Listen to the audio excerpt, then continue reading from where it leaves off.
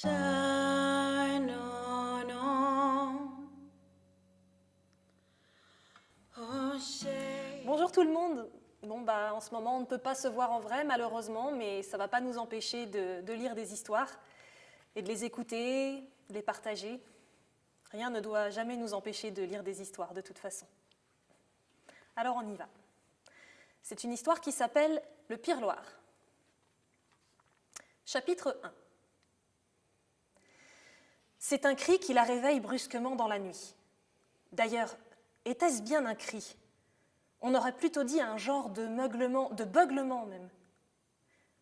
Déjà, elle n'est plus tellement sûre d'avoir entendu quelque chose. Assise dans son lit, qu'elle partage avec sa sœur aînée, elle se demande si elle doit la réveiller.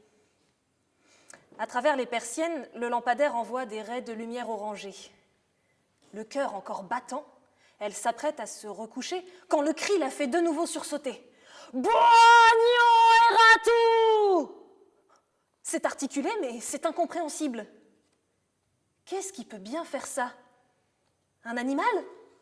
Pas une vache en tout cas, dont pourtant le cri est fort et profond, ni aucun autre animal qu'elle connaît. Elle a beau ne pas vivre dans une ferme, elle a assez parcouru tous les chemins du village pour connaître la plupart des animaux de ce petit coin de Normandie. Cette fois, tant pis, elle réveille sa sœur. « Hé Céline, tu dors ?» chuchote-t-elle en la poussant du bras. « Tu dors ?»« Oui, je dors, laisse-moi tranquille. »« Mais non, tu dors pas. T'as entendu ?»« Quoi ?» Justement, le cri reprend encore une fois. Céline aussi fait un bond dans le lit. Elle est bien réveillée maintenant. « C'était quoi ?» demande-t-elle. « Mais je sais pas, mais moi, j'ai la trouille. Hein. On va réveiller maman. On va se faire disputer. Tu peux rester là toute seule si tu veux, mais moi, j'y vais. Attends-moi. » Les deux fillettes sortent doucement de la chambre. Elles habitent dans la grande bâtisse de la mairie et dorment au premier étage. Tous les autres, leurs parents et leurs frères et sœurs plus jeunes, dorment au deuxième. En montant l'escalier, elles jettent un coup d'œil prudent par la fenêtre qui donne sur la petite route d'où est venu le cri. On ne voit rien. Mais une partie de la route est cachée par la maison du voisin et de toute façon, le lampadaire n'éclaire pas bien loin. Elles n'ont pas osé allumer la lumière et s'engagent à tâtons dans le long couloir qui mène à la chambre des parents. C'est Camille qui pousse silencieusement la porte et chuchote dans le noir. « Maman, qu'est-ce qui se passe ?» demande maman sur le même ton. « Il y a quelque chose qui crie dehors et on ne sait pas ce que c'est. » J'ai entendu « Ce n'est rien, c'est le Pirloir, allez vous recoucher. » Camille referme la porte aussi silencieusement qu'elle l'avait ouverte. Aussitôt, Céline demande « Alors, qu'est-ce qu'elle a dit ?» Elle a dit que c'était le Pirloir et qu'il fallait retourner se coucher. Céline a tout le trajet de retour pour digérer l'information. Mais une fois les deux sœurs de nouveau au chaud dans leur lit, elle répète « Qu'est-ce qu'elle a dit, maman ?»« Que c'était le Pirloir, je t'ai dit !» répond Camille. « Et c'est quoi un Pirloir ?» demande encore Céline, qui est la plus âgée des deux. « Je sais pas, mais elle a dit aussi que c'était rien. On demandera demain. En tout cas, j'espère qu'il ne va pas encore crier. » Pendant plusieurs minutes, les deux fillettes écoutent de toutes leurs oreilles, cachées sous les couvertures. Mais le Pirloir a fini sa chanson, ou alors il est parti chanter ailleurs, et c'est le sommeil qui vient doucement déposer le silence dans les deux paires d'oreilles. Chapitre 2. Le lendemain matin, la peur est partie, mais le mystère est toujours là. Qu'est-ce que c'est un Pirloir ? Et comment ça se fait qu'on n'en ait pas entendu parler avant ? Et pourquoi ça crie ? Et est-ce qu'il faut en avoir peur ? Et à quoi ça ressemble ? On ne peut même pas se l'imaginer. Mais quand on est fille de l'instituteur de la classe des grands, on a de la ressource. On vous apprend que tout ce qu'on ne connaît pas se trouve dans le livre de tous les mystères, le dictionnaire. Bien sûr, c'est Céline qui cherche. C'est son dictionnaire. Elle l'a eu pour entrer dans la classe des grands, justement. Camille aura le sien l'année prochaine. L'aînée cherche donc. Pire, piriforme, pas de Pirloir. Lis quand même pire, demande Camille. Pire, plus mauvais, plus nuisible, précédé de l'article le plus mauvais. Oh, mince alors, qu'est-ce que ça peut bien être? T'as essayé sans le E, ajoute Camille en habituée des pièges du gros livre. Oui, mais après c'est pirogue, c'est un bateau. C'est pas ça, répond Céline. Et le mot que tu as dit avant? Piriforme. Ouais, c'est quoi? Piriforme qui a la forme d'une poire. Piriforme qui a la forme d'une poire, répète Camille. Une mauvaise poire alors? Ça l'amuse toujours de voir comment les mots s'enchaînent dans le dictionnaire. Parfois, il y en a 2 ou 3 qui se ressemblent et on comprend bien comment on va de l'un à l'autre et d'un seul coup, c'est la surprise. Arrive celui qui n'a rien à voir avec la famille, le trouble-fête ou le rigolo. Et quand on veut le faire aller avec les autres, on fait des trucs très marrants. La pire pirogue est en forme de poire ou la pire rogue. Eh tiens, il faudrait regarder si ça existe, rogue. Sa sœur la ramène au problème présent. Bon, ça y est pas. Ça y est pas, répète Camille étonnée. Mais qu'est-ce qu'on fait alors? Je sais pas. Si c'est pas dans le dictionnaire. Pas dans le dictionnaire. Camille regarde le livre comme quelqu'un qui lui aurait promis un bonbon et ne lui aurait pas donné. Déçue de ne pas avoir son explication, déçue aussi par ce gros bouquin qui se donne des airs de savant et qui n'en sait pas plus que toi ou moi. Chapitre 3. Toute la famille se retrouve autour du petit déjeuner. Il y a 6 enfants chez Camille, qui est la deuxième. La petite dernière est encore un bébé. Camille attend prudemment que tout le monde soit servi et que le bébé commence à téter son biberon pour poser sa question. Dis maman, cette nuit tu m'as dit qu'il y avait un pirloir dehors, mais c'est quoi un pirloir? Un quoi? Demande maman étonnée. Un pirloir, c'est toi qui me l'as dit. Maman éclate de rire et Camille se sent rougir jusqu'aux oreilles. Elle déteste quand les grands se moquent d'elle parce qu'il y a quelque chose qu'ils savent et pas elle. C'est peut-être aussi pour ça qu'elle veut tellement apprendre. Il faut des clés pour entrer dans le monde des grands. Maman voit bien qu'elle a vexé sa fille et c'est très sérieusement qu'elle répond « Tu as mal entendu, je n'ai pas dit un pirloir, j'ai dit Pierre Loire, c'est le nom d'un monsieur. » Pour le coup, Camille en oublie sa tartine qui dégouline au-dessus du bol. Un monsieur? Mais personne ne peut faire le cri qu'elle a entendu la nuit dernière. Sans doute que maman ne parle pas de la même chose qu'elle. C'est un monsieur qui a fait le bruit qu'on a entendu. Oui, c'est Pierre Loire. Ça lui arrive quand il touche l'argent de sa pension. Parfois, il va au café, il boit un peu trop et il ne sait plus très bien ce qu'il fait. Deuxième découverte, on peut boire un peu trop et ne plus savoir ce que l'on fait. Mais pourquoi il crie comme ça la nuit? Demande encore Camille. C'est parce qu'il a fait la guerre et quand il sort du café, il passe devant la maison du maire. Mais le maire, lui, il n'est pas allé à la guerre. Alors chaque fois, Pierre Loire s'arrête devant sa maison et il l'insulte, il le traite de planqué. Mais c'est seulement quand il a bu, et ne t'inquiète pas, il n'est pas méchant. Camille n'est pas sûre d'avoir bien compris les explications de maman, mais comme il n'est pas question pour elle d'avouer qu'elle n'a pas compris, elle redemande à sa sœur. « Et tu le crois, toi, que c'est un bonhomme qui a fait ces cris-là ?»« Maman te l'a dit, c'est Pierre Loire, » répond Céline. Mais Camille n'est pas satisfaite. « Oui, mais elle a dit aussi qu'il ne savait pas ce qu'il faisait. »« Et alors ?»« Alors moi, je crois que quand il boit, il se transforme en Pierre Loire. » « Arrête de dire des bêtises, rétorque Céline. Les gens peuvent pas se transformer, ça c'est seulement dans les histoires, les contes. Tu ne vas quand même pas me dire que tu crois ce qu'il y a dans les contes. » Camille, vexée, ne répond pas. Évidemment qu'elle croit ce qu'il y a dans les contes, mais elle sait aussi qu'il ne faut pas le dire, sinon on la prendra encore pour une petite. Chapitre 4. Dans l'après-midi, Camille décide d'aller voir son grand-père. Elle s'est dit que lui qui est vieux, il doit savoir de quelle guerre a parlé sa mère, et peut-être même qu'il pourra lui dire comment les gens se transforment. Alors elle attaque. Dis, Pépé, t'y allais, toi, à la guerre? Un peu, oui, malheureusement. C'était contre qui, ta guerre? Ah, moi, c'était contre les Allemands.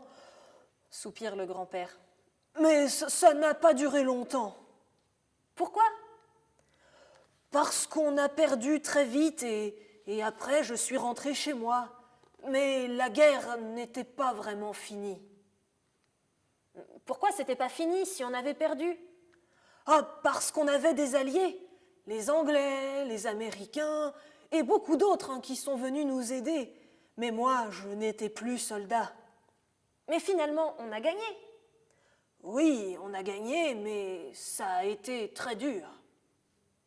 Et Pierre Loire, il était dans ta guerre? Oui, et quand on a été battu, il est rentré chez lui. Par contre, après, il a fait la guerre d'Indochine et c'est ça qui l'a rendu bizarre. C'est quoi l'Indochine? Demande Camille. Oh, c'est un pays très loin de la France. Mais pourquoi il est allé faire la guerre là-bas? Oh bah, c'est plus compliqué. En fait, l'Indochine avait été colonisée par la France. Ça veut dire que c'était les Français qui avaient pris le pays et qui commandaient. Mais les gens qui habitaient dans ce pays, ils ne voulaient pas être commandés par les Français. Alors, ils ont fait une guerre pour reprendre leur pays. Et ils ont réussi? Oui, ils ont réussi. Et pourquoi Pierre Loire, ça l'a rendu bizarre? Parce qu'il a perdu? Non, mais sûrement parce qu'il a dû voir des choses horribles là-bas. Dis, Pépé, tu crois qu'après la guerre, les gens peuvent se transformer? Ah, ça, c'est certain. Les gens ne sont plus jamais les mêmes après une guerre, répond tristement Pépé. Camille sent bien qu'elle a un début de réponse, mais que son grand-père n'a pas bien compris ce qu'elle lui a demandé. Pourtant, elle n'ose pas insister, de peur de passer pour une petite qui croit aux contes de fées. Chapitre 5. Il se passe 2 ou 3 semaines d'une vie de petite fille absorbée par l'école, les jeux, les livres, et aucun signe de vie d'un Pierre Loire ou d'un Pire Loire. Un midi, maman envoie Camille à l'épicerie du village. Camille aime bien aller à l'épicerie. Il y a tous les bocaux de bonbons là, juste sous son nez, même si elle n'a pas le droit d'en acheter. Maman dit que c'est moins cher en paquet, mais une maman ne connaît rien aux bonbons, c'est sûr. Sinon, elle saurait que ce ne sont pas les mêmes. Et puis, il y a des enfants à l'école qui en ont des bonbons de l'épicerie. Tout à ses pensées, Camille ouvre la porte de l'épicerie et se retrouve nez à nez avec le Pire Loire. Oh, c'est sûr, c'est lui.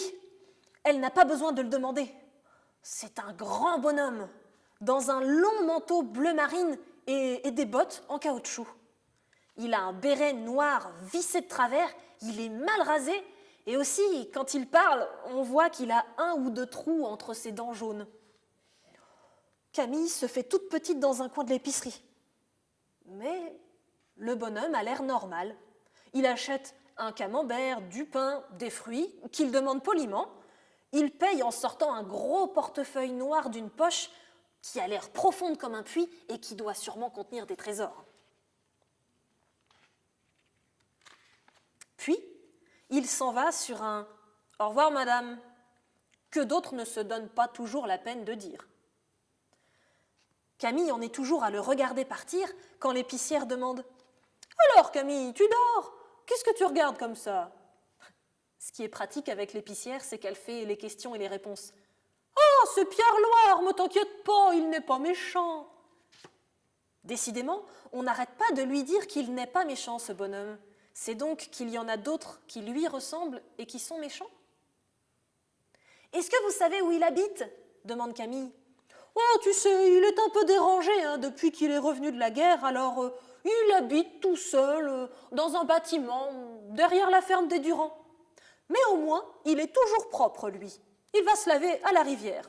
J'en connais d'autres qui ont tout ce qu'il faut chez eux et qui sont moins propres que ça. En plus, il paye toujours ce qu'il prend, pas de crédit avec lui. Bon, c'est vrai, de temps en temps, il boit un peu et il réveille le quartier. Mais va-t'en savoir ce qu'il a vu là-bas, à la guerre. Je te demande un peu, l'Indochine, c'est pas des gens comme nous là-bas. Et puis il y a des maladies, des fièvres et tout. Moi, je crois qu'il a dû ramener une maladie de là-bas et de temps en temps, ça le travaille, il a des crises. Mais bon, après tout, il ne demande rien à personne. Il peut bien vivre comme il veut, hein?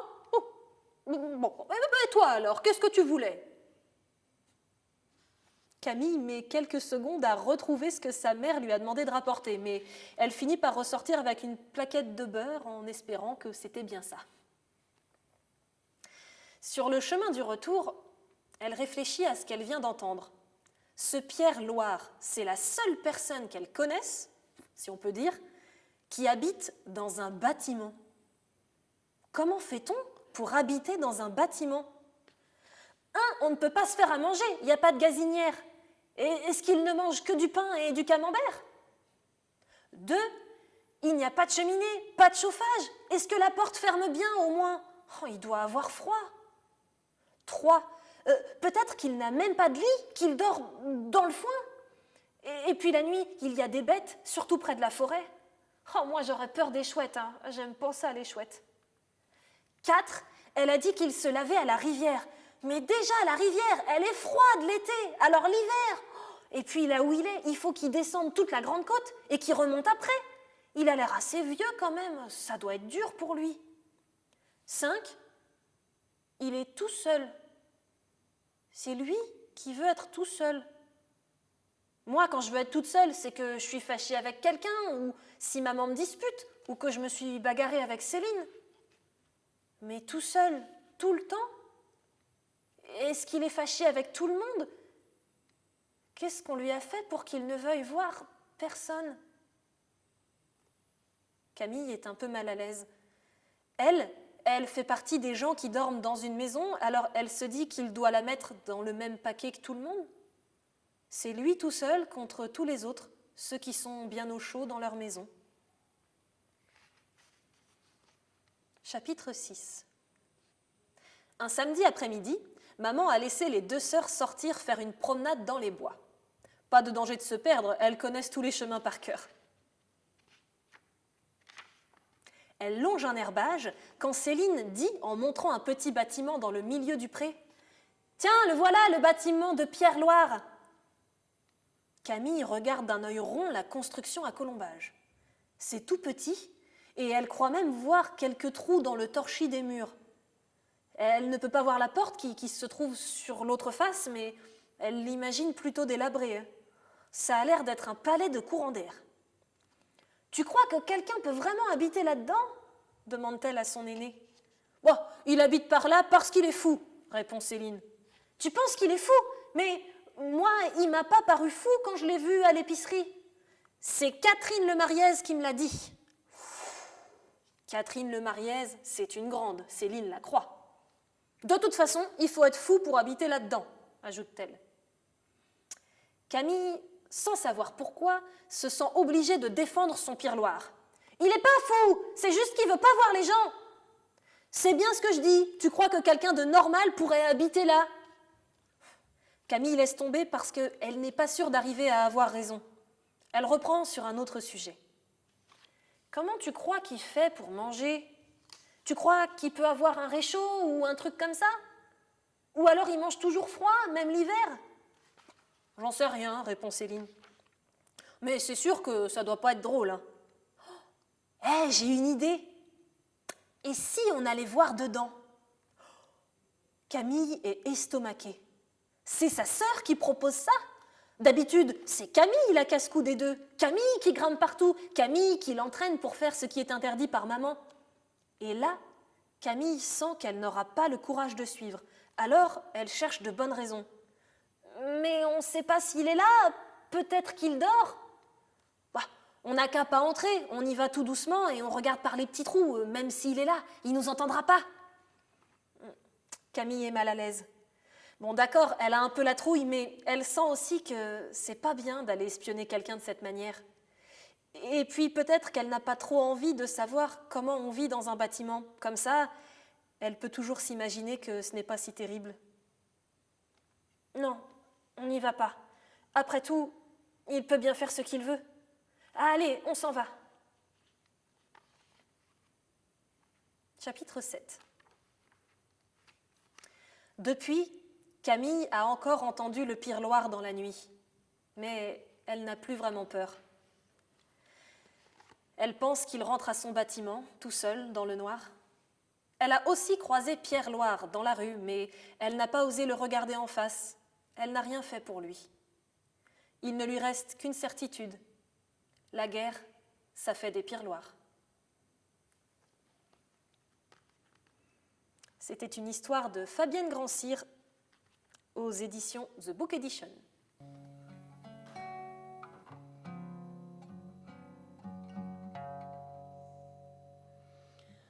Oh, shine on. Oh, shade. Oh, sigh.